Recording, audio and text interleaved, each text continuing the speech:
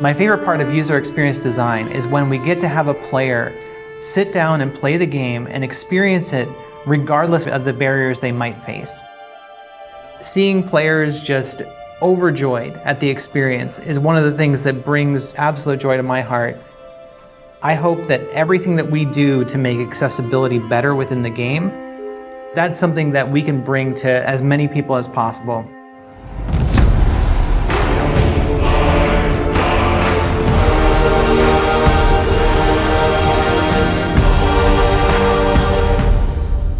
I'm Mila Pavlin, and I'm the lead UX designer on God of War Ragnarok. My name is Sam Chaffel. I'm the Associate UX Accessibility Designer. My name is Zhou Xuanyi. I'm a rendering programmer. Hi, I'm Kate Marlin, Senior Producer of the Gameplay team.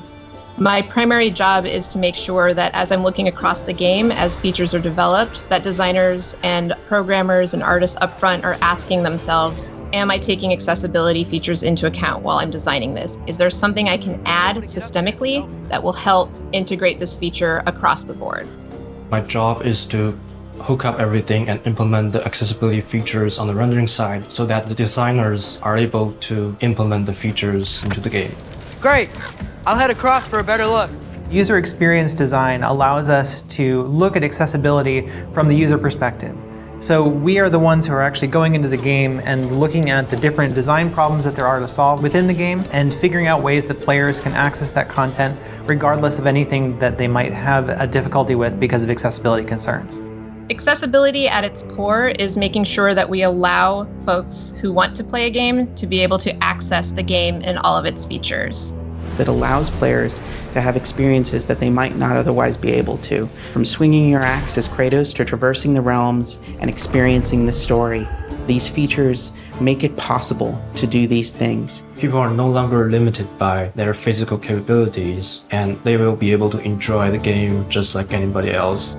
There's a saying in the accessibility community, never about us without us, and we really wanted to make sure that everything that we are doing is with the community and not just about them.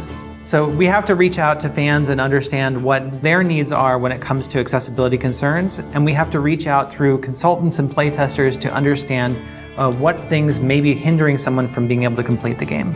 It's always the best to be able to communicate with the user and see what they're happy with and what they want improved.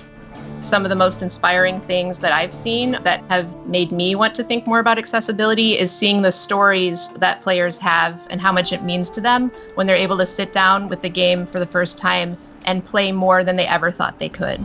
Boy, we must be better. You must never forget that. With the last God of War, we ended the game understanding that there were major problems with the way that we were designing for accessibility. Based on community feedback from the last title, we've incorporated several features into this title to make the experience more accessible.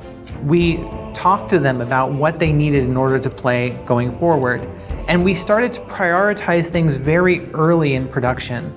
I think that was one of the biggest lessons we learned, is that early production, making sure that we have everything in place at the beginning of the development cycle. If you're trying to bake a blueberry muffin, you don't wait until the end to put the blueberries in. You make sure that it's in the batter. And with accessibility, we needed to make sure that we put those blueberries into the batter at the beginning so that they could bake in and we would have accessibility at the end. By having controller remapping, by having assists for things that seem trivial, we allow people to get past those blockers and experience it in a way that it's intended. The features that I am most excited for players to try out are the combat assists. I think that these are just amazingly fun to use. In the last title, we had a feature called Recenter on Attack. Every time you'd hit an enemy, the camera would make sure that enemy was centered. When we're looking at God of War Ragnarok, we've expanded those combat options to allow for recenter on swing, which means that as you swing your axe in combat, you're going to slowly orient towards a different enemy. This is one of my personal favorite features because every time you swing the axe or swing the blades, the camera recenters towards the enemy.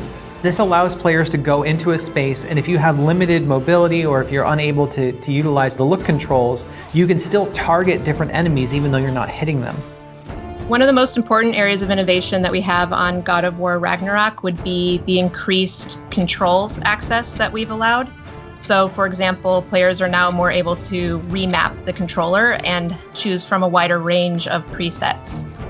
The feature that I'm most excited for players to try is the Collector's Mode.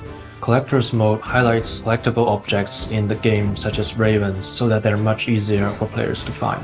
I'm excited for players to try various features that we've created, from high contrast mode to traversal assist, auto pickup to navigation assist. Navigation assist was one that I particularly am proud of because we went from not being able to have someone navigate through the game at all to having someone be able to navigate using just a navigation assistance ping. So we looked at games like The Last of Us Part 2 and how they were navigating players through their world with low vision play. And we took our own internal compass system and were able to actually allow players to rotate their camera towards the compass and navigate to their next objective. Other features to look out for would be subtitle customization. So, for example, you can color the subtitle differently from the speaker, and you can even have the speaker name show up or turn that off if you don't like to see that speaker name in front of there. You can set a background for the captions. So when you're seeing the text, if you need more contrast behind the text, that's an option that's added in there. Another cool, exciting feature that we added was directional indicators to our captions and subtitles. So wherever a noise caption is coming from, the arrow will be pointing to it. So if there's a character speaking and you see the subtitles on the screen, there will be an arrow pointing out also where that character is relative to the player's camera. All these features will enable players to experience the game in different ways and adjust the challenge to their needs. Some of the things that I found useful are just settings around kind of reducing the amount of inputs I have to do when I don't feel like it's super necessary for me to control that aspect of the game. This one has helped me by having options like traversal assist, which just kind of makes the character vault over things and climb up things automatically, which reduces the strain on my body so I can just get ready to fight rather than just be spending time like traveling over things.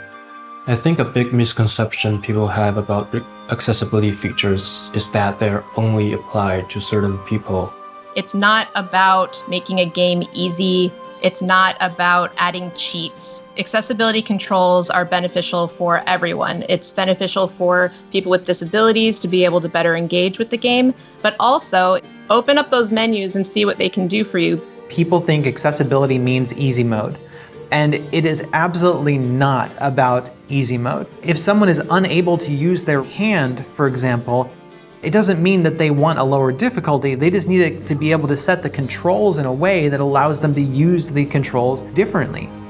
I'm partially deaf, so I can only hear out of my right side. And the fact that they had audio panning made me really, really happy because I still can feel vibrations through my left. So I just channeled more of the audio through to my right side, which enabled me to hear everything just kind of better. Growing up playing games one-handed was very challenging. Early games didn't have all the accessibility features that games like God of War Ragnarok and The Last of Us Part 2 have. There's a stronger motivation there to be a better developer and a better designer when you know that you are making people's lives better by allowing them to play. The future of accessibility in video games is very exciting. As we continue to innovate and the conversation grows, the experience just gets better for everyone. My hope is that it will expand beyond our current audience to include everyone. The more every studio takes in information about what can make accessibility better, the more we can inspire each other and the better we can make all of our games more accessible. I really have a high vision of making games that are not just accessible in the way that you can just get through them, but that they're accessible in a way that they are enjoyable and create more choice for players. When we look at the way that the industry is turning, we're moving away from this idea of let's just get the player through the game and more into how can we make an accessible game the most enjoyable experience, and how can we integrate these things into our games at a core level so that every player has access to those things. And as we expand that, I think that we're going to see an industry that is not only more accessible, but is more enjoyable overall.